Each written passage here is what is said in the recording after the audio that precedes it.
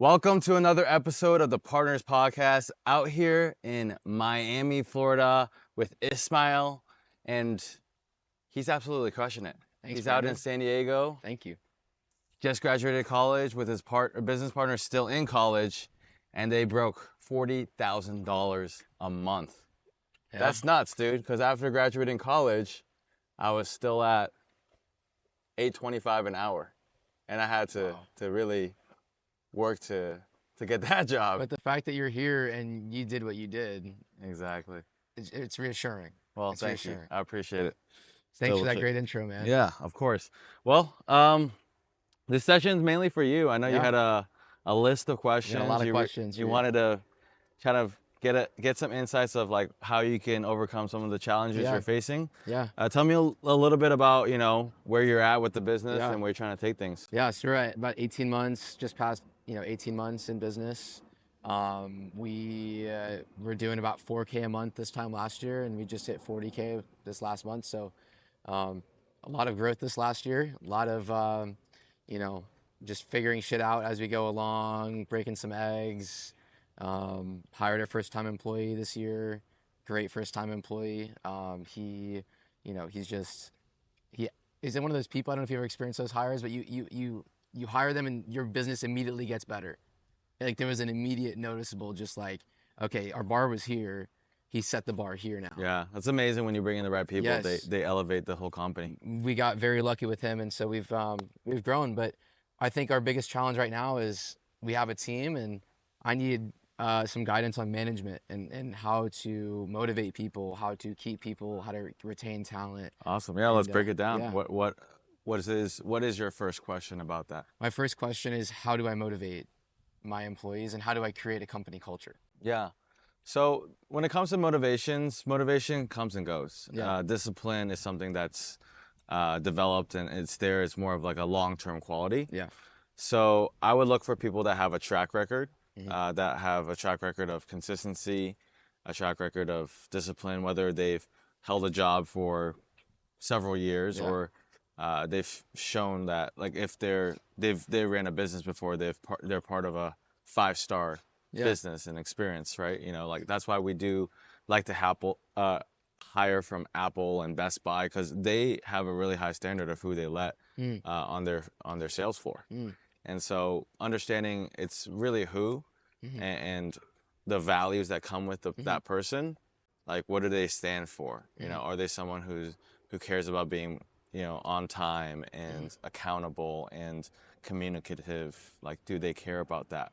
And when you find someone like that, even on their off days when they're not motivated, they're going to show up and they're going to be delivering results for you and your clients. So Yeah. I think that's the most important part, is outlining the like 5 or 6 qualities that define your company and what you want everyone to bring in terms Yeah. of like both teamwork and client work, and hiring around that. And it's having like kind of like the dream scenario in mind before you kind of take that step, and just knowing what you Yeah. want. knowing And what you then in want. terms of like motivations, Yeah. I think it comes down to two major things. Incentives. If you want to know the outcome in almost all situations, you got to look at the incentive. Does someone have the incentive to put in more hours? Does someone have the incentive to go above and beyond? And it doesn't have to always be monetary. Like if you give them compliments and you Yeah. show that you appreciate them staying late, that sometimes is enough in the beginning, Yeah. right? And so making sure that you understand how you can align incentives that matter to whoever you're working with, and also outlining a progression plan for growth. Like Yes. where are Yes, they talk going to about that. be in a year? Where are they going to be in 2? Yeah. Like how are they going to grow with your company? What are you looking for? And how do you define what you're looking for? Do you have not just a job description, but like an actual outline of these are the additional skills, these are additional qualities, maybe even numbers that they need to hit, KPIs they need to hit to be able to get a promotion or become a manager, become a director at your company.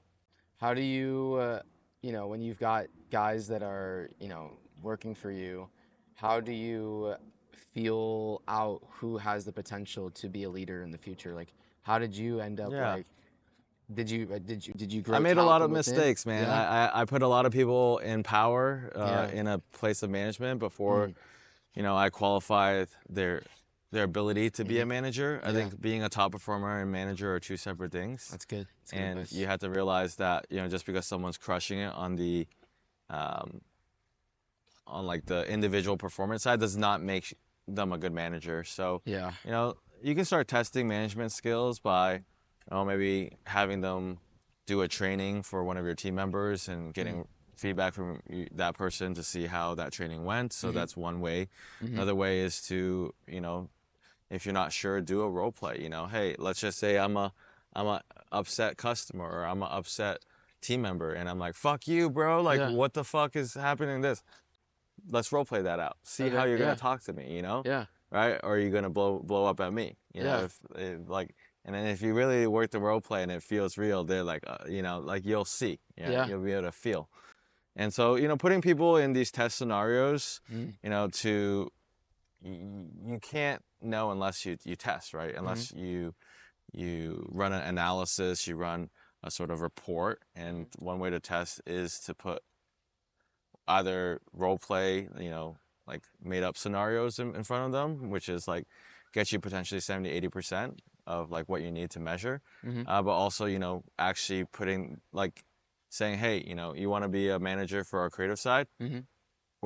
We have this new guy coming in. Right now, we're gonna assign you as give you the opportunity to become a creative lead, Mm-hmm. which isn't a manager, but it's the first step of becoming closer to a Mm-hmm. manager, and show us, what you're all about. Like, our goals is X, Y, and Z. Yeah. This is the timeline we're looking to adhere to. These are the reports that we're looking to see in place. We're also going to be interviewing, like the person you're training after 2 weeks, after a month, and seeing what their experience is, and actually measuring that. Because if you don't measure it, you don't know. It's just like, Yeah. oh, let me put you there, manage, right? Yeah. Like, what are you doing to Yeah. manage them and actually track performance and measure that? So when you're sitting down with these people and having these meetings, and I guess one of my things is, how do I sometimes feel like I provide very detailed instructions, and I will be very clear on what my expectations are going into a task that I'm assigning to somebody, and it's not necessarily followed to the extent that I need it Yeah, followed to. Is there any strategies that you've found in terms of how do I make sure my communication is clear, but you know, not I don't know, like not coming off like an asshole, being yeah, a direct boss. Like I want to have that level of respect and trust with my team in which I don't need to be like, hey, do this, yeah, or we're gonna have a meeting, or we're gonna need to talk about yeah. this if you're not able to do this. Like I Well, want to have that culture where people it, respect me in that way without me having to be a hard ass. yeah. So I think let's break that down to two parts. Yeah. One is like the standard daily workflow. Yeah. If you're not paying attention to notes, that's part of the workflow. Yeah. Maybe take a look, like shadow them for a day. Be like, hey, Mm. let me watch your workflow. Let Mm-hmm. me understand what you understand about what it should be done. Mm. And usually when it comes to like performance issues, there's either a knowledge gap, which means they don't have the skills, or they don't have the knowledge. They're not an editor, right? You put a project manager and you have them edit a project, they're gonna be It's gonna be bad. wondering where the clip, how Yeah. to clip even one shot, right? Yeah. So Exactly.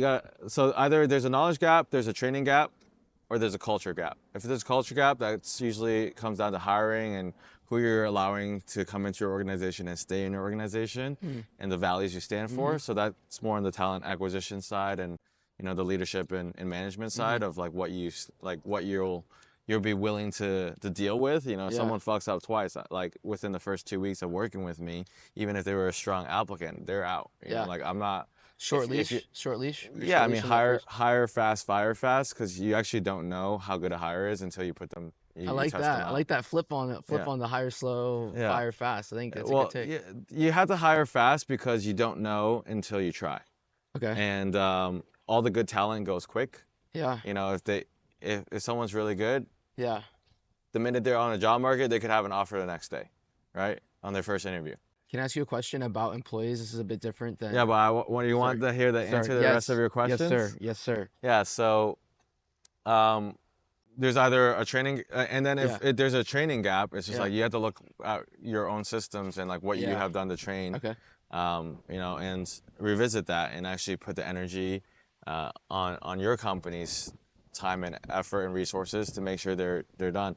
And also, with training, there one aspect is the expectations, right? Like Mm-hmm.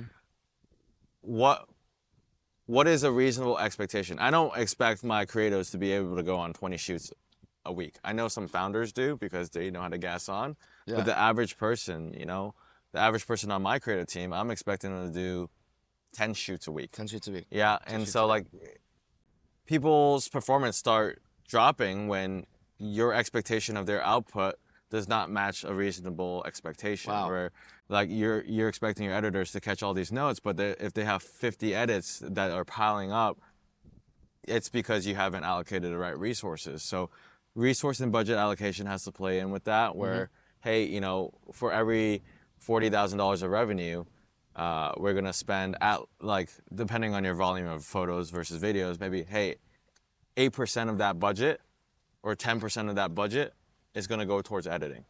No Mm-hmm. matter what, we're gonna always budget 10% of our revenue towards editing at a minimum threshold, which means if you're doing 40K a month, you probably need to be putting out around 4K a month in like what you pay out editors, Yeah. right? And That's a then good nugget. like, and if you don't, yeah, like I have some big companies, they're like, yeah, our customer service isn't that good. And I'm like, how much do you budget towards customer service? You're making, 4 million a year, and they're like, oh, budget 2%. I'm like, yeah, if you have the 2% budget for customer service, yeah, That's your focus. That's where your focus. yeah, It's yeah, 2% of your 100% of your focus. It's yeah, and going it's not towards that. even focus. It's like Yeah. that's your capital. That's Yeah. your working capital. Like, either you're putting your time in or you're putting your money to work for you. And if you don't put your money to work for you, do you expect a result if like Yeah. you don't allocate resources for it? Okay. So you're just making sure that you allocate resources around that. I Yeah. think is important. And then the last thing I think you mentioned is like, how do you keep someone motivated, right? Or actually, no, we answered that question. How do I have like a level of trust with the employees that I don't have to micromanage, I don't have to threaten, I don't yeah. have to be, on top Yeah. of them. Okay. So you want to come off as the asshole boss, right? I would say the clearest thing is like, it starts with the job. It starts with who, right? You hire the right person. It's a lot easier to have these conversations. That they're communicative, they're receptive to standards, Yeah. like, especially. And then the second part is, the job description and KPIs. Like, what are they actually responsible for? Literally write all that stuff out and then break it down to a daily, weekly, monthly. Like daily, these are all the things that you can't miss. Weekly, these are all the things Yeah. you got to be on top of. Yeah. Monthly, these are initiatives that you can be helping with if you want to rise up. Yeah. And I like that, having like the opportunities for them to like take on more responsibility if they wish, but not forcing it on them. That's stuff that's outside of their job description, to see who's wanting to go that extra mile and prove themselves and build with you. yeah, and It's then important to me.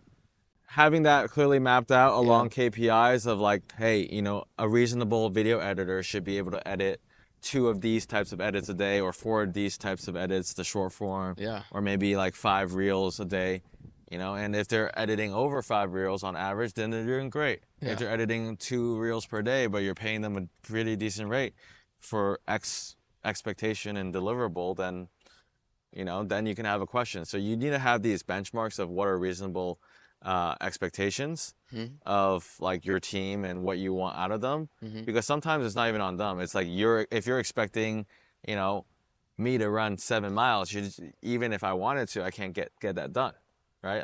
I'm not in that shape. And it's the same with your employees, right? Like if you're expecting them to do X, Y, and Z, but the expectation isn't reasonable, maybe they don't have the balls to like come back to you like, oh, I can't get that done, because most people want to get it done because they want to say yes, but they don't know how to manage their own bandwidth. Oh yeah. And so as a manager, you need to understand what your team's limitations are, because like even if I'm an NBA coach, I can have the best player, but if he's playing all 4 quarters, he's going to be fucking gassed out by quarter 3. Yeah. Right? So understanding when you need to bench your players, how to manage that, like that's your job as a manager and leader. I just could use some broad, open-ended advice on what are based on what you know about Rev, and I can tell you more. Based on what you know, but I don't know what I don't know. So based on what you know, so 42K a month, We're running at 20% margins right now, Yeah. a little bit higher. After paying your After salary. paying our salary, we're paying ourselves 3K a month right now each. So Yeah. we're just skating by, just Yeah. barely making enough to rent food, but I'm fine doing that. I think Yeah. you've communicated that reinvesting back in the business is as long as possible for as Yeah. much as possible is a really, really big component to the growth that allowed you guys to succeed with Aerial Canvas. Oh, for sure. So that's where we're at right now. Team of about 11, me, Jonah, full-time shooter, 2 contractors, 1 fully trained, 1 in training. Yeah. And then we've got admin, 2 editors, and then So what's your capacity? Like right now with your existing team, how much revenue can you take I on? could shoot a lot more because we're doing the 2K a month for 4-hour shoots with this personal branding shoots. Yeah, so at this stage, you know, there's the consistent chicken and egg challenge. Like, you know, Yeah. you're growing like demand for your services or like the ability to fulfill. Yeah. And it sounds like you guys can take on more fulfillment. So I would really spend energy on like how you can get more business and sales Okay. and revenue right now. Okay. And know your capacity, right? Like with your existing team, you know, I know you're bringing on another video editor, but Yeah. with that team, have you done the mental model or the business modeling of like, okay, I have this many shooters, each one of them can take on X Yes, amount of shoots. we've done that. Yeah. And so like right now, what revenue can the existing team handle a month? I think without hiring a new video editor, probably maxing out at around 50 because turnaround times are Okay. at about a week right now. So we're slow, but I'm personally involved with all of project management in Yeah. terms of final check before this client sees it. I can handle a lot more on that front, and so I'd say about 50 based Yeah. on our shooters and our editing team, and then with the new editor, probably around 55, maybe 60. Okay. But like, Got it. yeah, Yeah, I mean, I feel like that's a good number to really strive for. yeah, I feel like your margins are healthy, but they're a little bit slim at your size. Mm. You know, at your size, you know, you have to pay yourself a reasonable salary, yeah, right? Like whatever you're not taking at that 3K, you know, instead of the 5K is like what you would have to pay someone else for your skill set, yeah, if not more, because yeah, you guys are definitely definitely more. skilled. So Yeah, after you do that, you know, do the math. Yeah, you're talking about like if you pay yourselves 2K more each, I think your margins will go down to like, you know, 5%. yeah, Right. So I think there's 2 reasons for your margin compression there this early is that you have too large of a team and not enough like work, or your business modeling is a little bit off in terms of like I would pay potentially switch to an hourly role or set like an expectation of like, hey, you have to do this many, like this is your quota for us to pay you out your salary, and make it like a team effort of like, hey, we all have to be hitting this many shoots a week. We all Yeah. have to be getting this.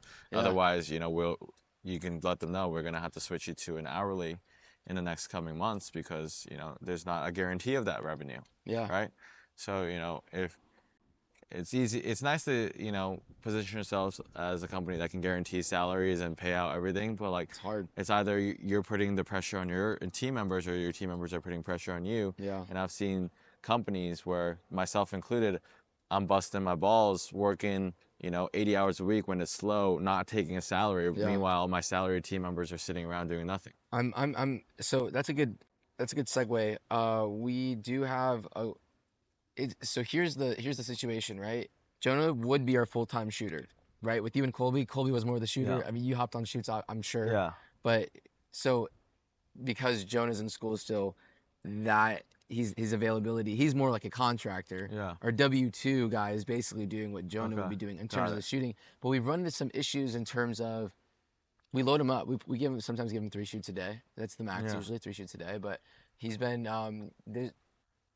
he gets really busy. He'll message us. He'll let us know. He's communicative when he is getting overwhelmed, which is awesome. I'd much rather somebody do that than suffer in silence, resent me, and then quit on a random day. We're gonna have 5 shoots, right? So we have that open channel of communication, which is awesome. Mutual respect there. Communication's good. We just have a tricky time handling that conversation when it comes to, hey, dude, like, yes, I understand you're busy. I'm busy. Like, you're busy. I'm sleeping 5 hours a day. I'm sleeping like 4 or 5 hours a day. But I'm grinding with you. I don't necessarily feel like I've been able to 100% get him to calm down to the level of like, Yeah. we're building, we're growing, we're grinding. Is there any way that you think as a Well, vital employee, because he's vital, yeah. he's really valuable. Well, you know, there's two usually big inputs and Yeah. outputs. Like one is, what does his dream job look like, right? Like Mm-hmm. obviously everyone's dream. I mean, a lot of people with broke mindset, their dream jobs is to do nothing and chill in a pool by the Yeah. pool. But like realistically, what is his dream job? Like how many shoots is he doing? Yeah. How much is he making? Yeah. And how can you guys get closer to there, Yeah. right? And setting that North Star for him, Mm-hmm. so you know what you're building towards and how you can help build towards like what he's hoping for. Because seeing like that there is salvation, there is a light at the end of the tunnel, Yeah. allows people, the hope allows people to keep pushing through, For sure. right? But if they're like, shit, am I gonna be a slave to this job forever at this, like they're already like they're already defeating themselves in their mind about like Yeah. why they should stick around. Do they have like a clear idea of like what is how are they going to grow with your company? Mm-hmm. Once again, it comes back to the progression plan. And then sometimes some people are willing to gas on for money, but like figure that out. Be like, hey, um, right now would you be willing to work 1.5 person's job and do the overtime so we can pay you a little bit more in the short term? And have that honest conversation, Yeah. because you should pay him what's fair, right? If he's doing a person and a half's job, is he getting paid a person and a half's wages? Yeah. Right. So if you're not doing that, then yeah, he also might feel a little bit demotivated. Like, wow, Yeah. why am I busting my ass so this company can make more and I'm not making $1 more? Yeah. Right. And so you got to make sure the incentives are aligned with performance and someone has the incentive to put in the extra work. Because if they don't, you're going to get the opposite. Yeah. Demotivated, burnt out. Like I know a lot of people overnight. I throw another $1,000 on a project or something, or I give them a $500 bonus incentive. All of a sudden, they got this newfound energy. It's like Wow. them seeing the finish line and them like sprinting for Yeah. it, right? And that's a tool you can use from time to time, but it's also not sustainable. If I Yeah. just put that carrot out, be like, hey, dude, how about more overtime? How about another 20 Yeah. hours of overtime this week? One Yeah. more week, one more week, one more week. Yeah. And understanding that everyone has a limit. For me, For I sure. can do 80 hours straight for 2 years. Yeah. For 2 years, 80 hours a week for 2 years. But that's different. I'm made different. I own the company. Yep. I'm all in. I have addictive personality. Yeah. Like I used to play video games for 12 hours, in a row, and like wouldn't be phased or like tired. Yeah. That's just who I am. Figuring out who they are as well. And you can find clues of like who they are just from like, it's like poker. It's like playing cards. Like which card are you gonna play? Yeah. It's like with sales. Like, how do you ask for the budget in a way where it feels organic? It's the same with employees when it comes to like figuring out where they're at. Hey, where do you want to be financially? Okay, how much work do you want to put in to make that happen? Are you willing to put in overtime? And seeing like roughly where they're at Yeah. from a feeling perspective, like, oh no, I'm not So I trying don't to think work I've done more. enough of a good job at actually asking those questions. Yeah, I think it's a lot of it projection. It's like, oh, we see this in you, but I haven't even asked him straight up, like, hey, Yeah. what do you actually? Because we've talked about his financial goals. Yeah. He wants to be at about 1.75x his salary right now in about 2 years.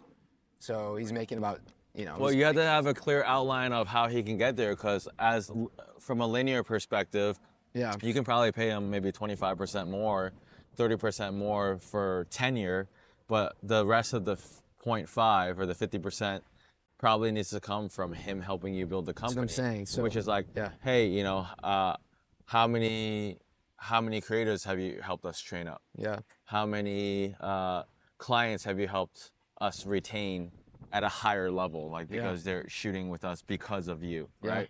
How many clients have you brought in even? Like if he can bring in 20 of his own clients, like that, huge. you could potentially be like, every client you bring in, we'll give you 5% from residual lifetime as a rev share, right? Wow. How do you keep someone like wanting to build with you because they see that? Because the game changes. Yeah. The game, I mean, we're young business, your business is growing. Like I think I haven't communicated to him that like, if he wants that we wants that salary, we can make it happen, but the role is probably Yeah. going to be different than just a shooter. It's Yeah, probably you going to be gotta more and you operations, gotta more, map it out, and yeah, it's not like gonna be like a overnight thing. Okay, yeah, 6 months, our goal is bring on another shooter. yeah, You're the one responsible for training them, yeah, and if you get them fully trained, yeah, we'll pay you another $500 a month, yeah. right? And then you'll have the title of a creative lead.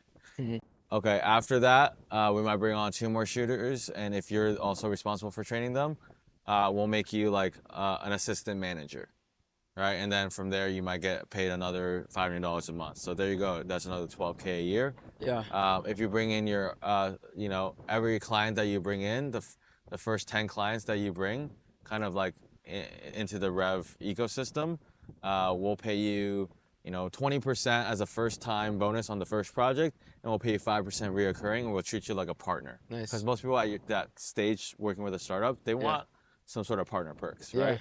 And that's worth it because like having a partner at this stage gives you stability, yeah, not knowing if, this creative can quit and versus making him more of a partner where he's more bought in yeah, is instrumental at this time. yeah, And I had that with Colby, and I know yeah, you had that with Jonah, but yeah, Jonah's in school still. yeah, So I know that's coming around the corner soon, but like you have to make sure that people are aligned with long-term growth. And for if you sure. don't do that, yeah, what do you expect when they don't know how they're gonna get to where they want to get? Yeah, If you have an outline for them, hey, we can make that happen.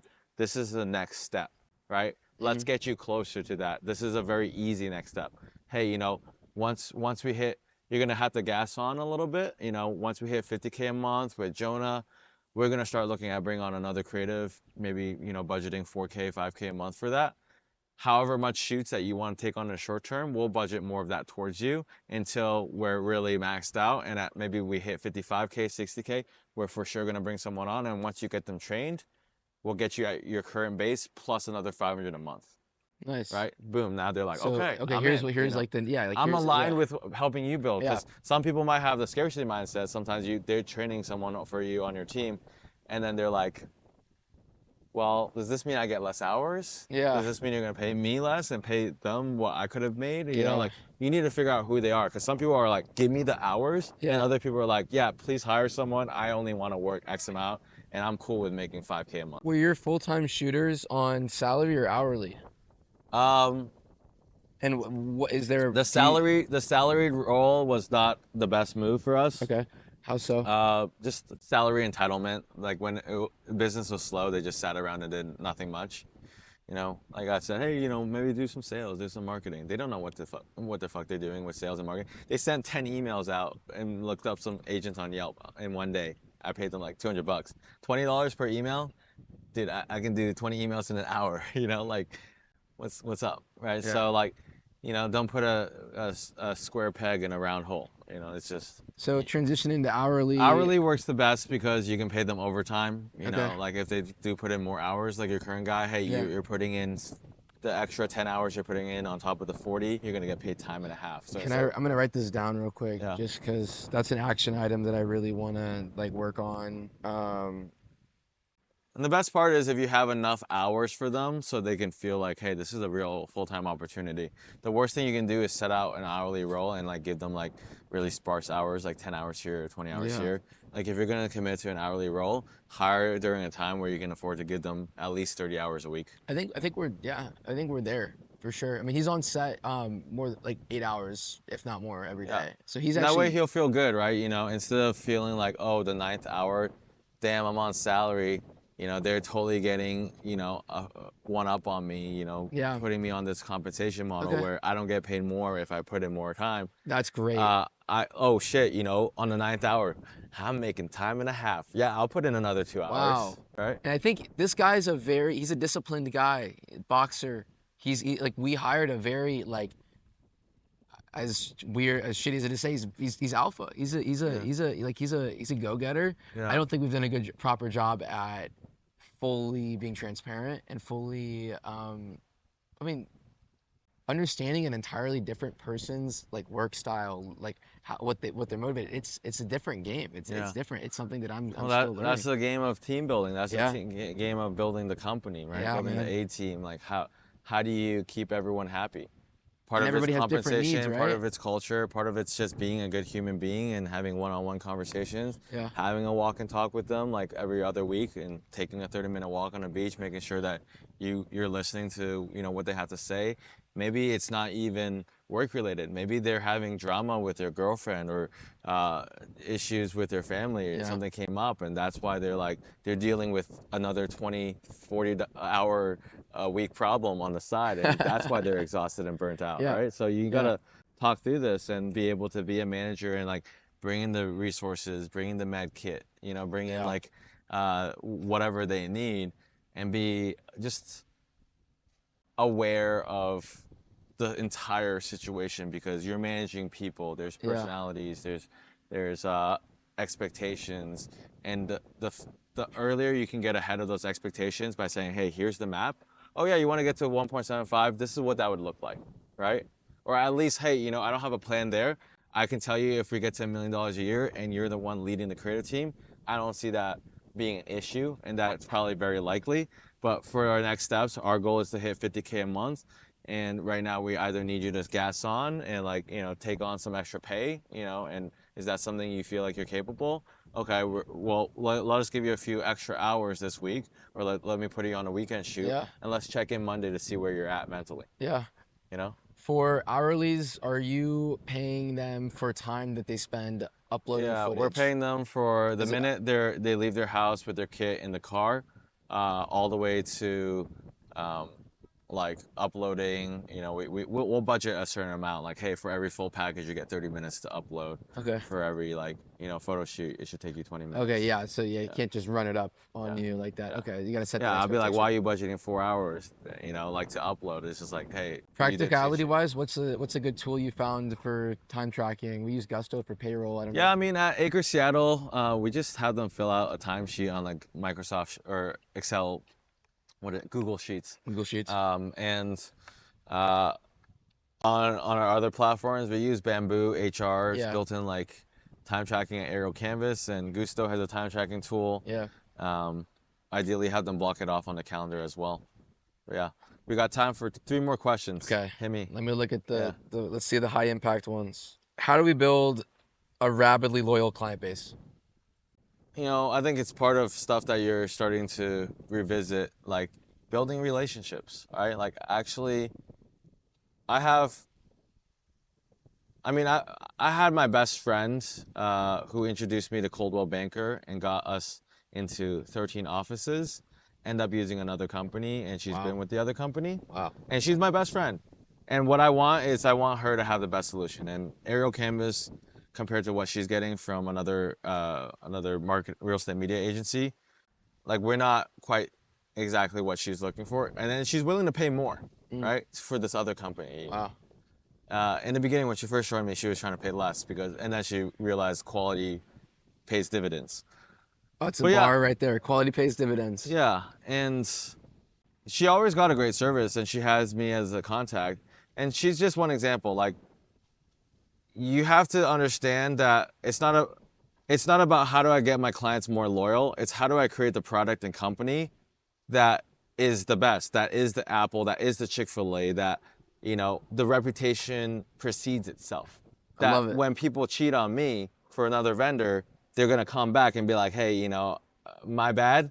I want to use you again because I trust that you'll get it done every time, right? Okay. And so it really comes down to you, right? Like, it's not like how you get the girl of your dreams is not a tactic. It's not hey, a vacation here, a this, that, like let me buy her this Birkin bag or whatever. Fuck materialism. It's I'm gonna not just say that. And it's not, what you say to them or the compliments you give Yeah. them.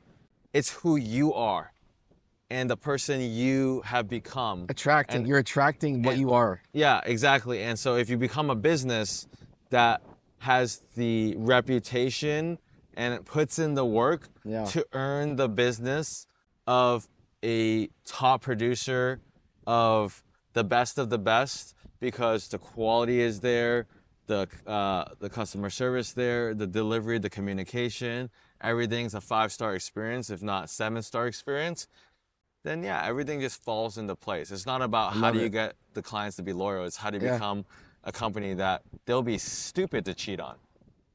I love it. Yeah. That was a bar. Um, okay, so a bit. This one's financial.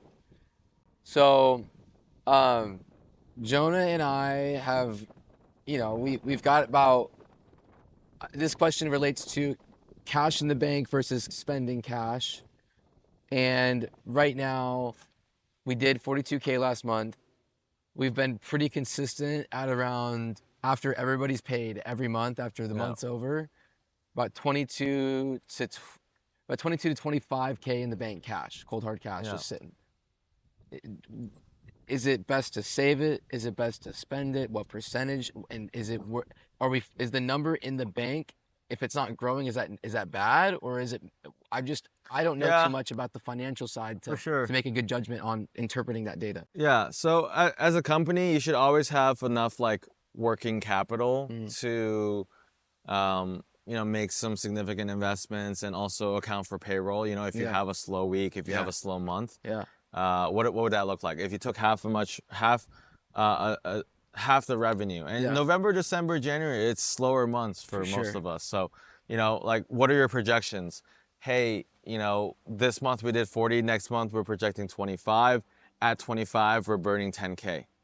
Okay, I would say realistically, you should have always enough reserves to like if you're at 50% of what your normal revenue is, Hmm. that you have enough to survive a 3-month slow burn. Okay. Not like an absolute burn, but like let's just say you do half as much revenue and your burn is 10K. Yeah, You should probably have 30K in the bank just as cash for reserves. sure. But ideally, you don't have to like take all the brunt end of like the like you don't if you switch your client or you switch your team to hourly and you put more pressure on them, like you might not have to burn as much, Okay. right? Because like I guaranteed a lot of salaries in the past, and then since I said, hey, we get paid based off performance, we get paid based off hours, we're a team, like we're still paying out a significant amount of our revenue, like we're taking 20%, everything else is like 80% of anything that you produce you're keeping, right? Yeah, If we're running 20% margins, that's really how much we're yeah, leaving for everyone for else. sure. So when I phrase it like that, shit, you guys pay pretty You well say then. that a lot. Right. It's about like Yeah, it's positioning. I'm 80 cents of every dollar that we make is going to you guys. Yeah. Okay, that's good. Yeah. So, and sometimes they get it. Sometimes they still, at the end of the day, like might not see Yeah, it that way because they're just looking at the end like if they're hungry and they don't have enough because they're bad with managing their money, which is something you can potentially help them with. They're always gonna have that pressure. That like might be frustrating for you. It's like I'm not making enough. I'm not making enough. yeah. What do you mean? You're making more than the average. You're making more You know, than me. yeah, you're making more than me. My What do you employer, my mean? employees make more than me. Yeah. So, like let it like you can even be like transparent with that. But, at the same time they'll be like, "Oh, well, you own the company and you're building equity," they can say stuff, Yeah, like that. So the goal isn't to compare and like make them feel bad about it. yeah, The goal is really to understand where you could help them be yeah, by helping them manage their finances better and or helping them make more by helping them figure out what they could do to add that value to you to yeah. get that additional Like compensation. the flexibility, I think Yeah. I want somebody who's able to flex. Like if it's like, if I need you here, you can help me out here if Yeah. needed, not But necessarily what we want to sales do though. sales cures all. Sales and Yeah, marketing, if you can get the clients, you can get the business, like if you can get that surplus of cash coming in, there's yeah, usually just more opportunities that are yeah, available to everyone that like allows you to be more in that growth mindset of like, okay, you know, where we made 60K this year or this month, we have another, 15K in profits and not 5K in hmm, profits. What do we do? How do we reinvest this, hmm, right? Because it's very doable. 15K on 60K. yeah, You told me you can take on 55K, and your yeah, goal now is to get to, like, I would say at 60K, you and Jonah pay yourselves a reasonable 6K a month salary for like your skill set, that'd be nice. and then you'll still have 15K in profits left, Yeah, and then you're at 25% margins and paying yourself a reasonable salary. yeah, And so that and would be, I would say that's your short-term North Star that you should get to as a yeah, company. 60K, profiting 15 on it. Yeah, I mean, paying your, without paying for this trip, I mean, we were pretty profitable this month. I mean, yeah. I don't know necessarily how to depreciate the trip or Yeah, my for sure. Like, uh, just consider it a one-time like yeah, experience investment, and I would look at your profits like yeah. without this trip. Oh, look at okay, Yeah, okay. That would take us a little bit higher up. yeah, I'll do okay, the final numbers, but yeah. it's So probably closer to 30% then. yeah. All right, cool. Last question. Yeah. What's I mean, I don't know if I kind of already asked you this, but like I feel like as a somebody being young running a company, there's just so much I don't know. Like, what's something that I don't know that I need to know right now? That Um, I think you're in a great spot. You know why? Humility. I think the biggest thing that I've seen young entrepreneurs suffer from is that they make it big and then all of a sudden they know everything, right? And that's the most dangerous thing. And that was the most dangerous thing to myself, you know? I was top of the top. I was being a bully even on some phone conversations. Oh, you don't want to partner with me? I'm gonna take your clients then. Like that was my mindset instead of collaboration. I was just like, I was very cutthroat. And that hurt me in some conversations in the past where, I thought I thought I needed to be Genghis Khan instead of, like trying to figure out how to be, you know, someone who like creates a huge alliance. I'd rather create NATO than become a superpower like Germany that has everyone fighting. You're fighting against everyone, right? So, yeah. I think humility is very important, and I'm sure you have a newfound sense of humility once you see all these other ballers, So out here. awesome. You're like, all right, shit. The Yeah, ceiling has just increased like exponentially. yeah, There was a mental ceiling here. That's why I wanted to come. I was like, I'm at like a place right now where crossroads, different opportunities. I'm like, where do I go? And I think coming yeah, here helped me kind of see at least the yeah. next jump, the next steps. I would just say stay humble, have gratitude. Yeah. You've accomplished more um, in your 22 years than a lot of people in their 30s. A lot of people, Thank you. like that lived a whole life. Like you've lived a whole life already, So I would just say, if you stay humble and you have tremendous gratitude for the opportunities that you have, the clients that you can serve, that is going to take you to wherever you want to be. Like the gratitude is going to allow you to pay back your employees and the people that got you there and the people that will help you get there. Being willing to invest in mentorship, which I know you're open to. Yeah. I constantly invest in mentorship. I think I've invested probably this year 70K, Wow. like for myself personally, and that Wow. that I see, as not that much, dude. Even It's like, an investment. like the amount that benefits me, like it's a selfish investment. I know every time I invest in mentorship, at least if I qualify the right mentor, I get my return on investment fairly quick. And so, um, like if I didn't have humility, I wouldn't hire mentors. And I see there's people in the industry that, they're either know-it-alls or they're too proud or they're too cheap to hire mentors because they've never done it. Yeah. Like I literally asked some people that I'm like, hey, why not? They're like, or like, have you ever invested in mentorship? They said never. And it's not like, I'm not even trying to sell myself at that point Yeah. because I know I sell mentorship and a mastermind, but it's just like, okay, if it's not with me, you should probably find someone, Yeah.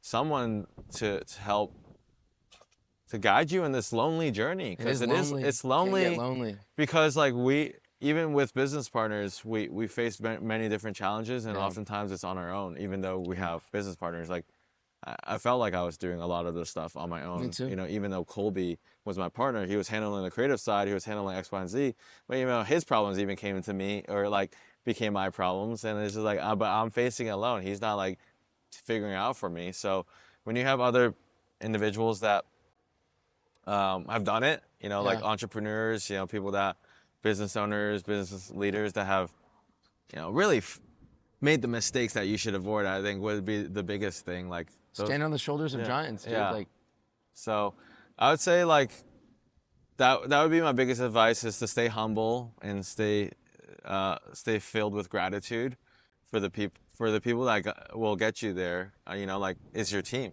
Yeah. is your allies. Yeah. You could get there, but everyone on their own is capped out. Like the best shooters, Eric Davidson's, and if Eric Eric Davidson, Visuals. Eric Visuals. If he makes it to So this, he's Eric amazing. Visuals. Yeah, he's amazing. But like as one person, you're capped.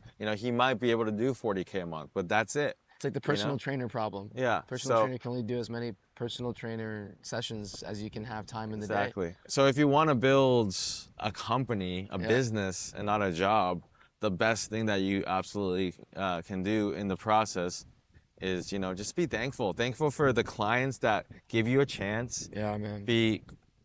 Show gratitude to the team that's putting in the extra hours, that is helping you, take care of the clients. And on the flip side, have the humility to know that you don't know it all. Like I don't, like compared to like some of these people out there that are crushing, like we see these mega yachts and these penthouses and these mansions. We rented this, and for me it's a stretch. But like there's people that like this is whatever, and it's not the material, right? Like this is what you see because it's showy and it's flashy, but it's, especially if they're self-made, right? Who do they have to become? How many opportunities did they have to create? How many lives did they have to change and people that they helped to be able to get paid like this, right? And I know as someone who believes in capitalism, like you get paid the value you create. So if you're in this, that changed my life. I heard that quote Elon Musk said, you get paid based off of the problems that you solve. Exactly. So, like the people that are doing really well, don't ever look at them and be like, oh shit, like most of them made their money in a pretty honest, hardworking path, and just looking at them and be like, damn, this guy must have solved a ton of problems. Yeah. Maybe if I chatted him up and complimented him, maybe I can have him solve one of my problems, and not being afraid to spend money, right? Yeah. Like to solve a problem, you have to spend your time or your money. It's one or the other. And if you don't have enough time, you got to spend your money.